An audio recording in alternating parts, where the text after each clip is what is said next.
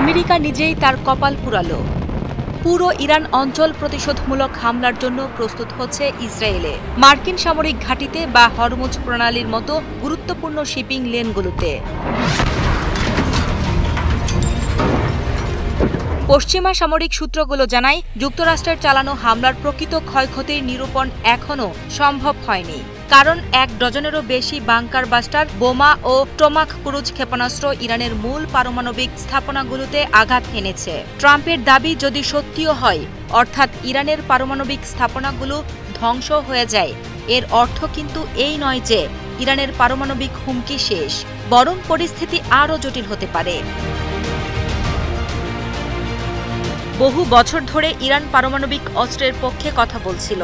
তাদের যুক্তি ছিল বহিঃশত্রুর আক্রমণের বিরুদ্ধে আত্মরক্ষার জন্য পারমাণবিক বোমা প্রয়োজন। ইরান বারবার তাদের পারমাণবিক কর্মসূচিকে শান্তিপূর্ণ দাবি করলেও এই হামলার পর সেই দাবি আরও জোরদার হবে। পারমাণবিক অস্ত্র বানানোর জন্য এবার তাদের উদ্দেশ্য সফল করতে পারে।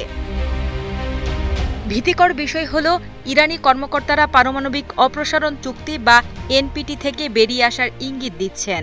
ইরানের পররাষ্ট্রমন্ত্রী আব্বাস আরাকচি বলেছেন, এনপিটি আমাদের সুরক্ষা দিতে পারছে না।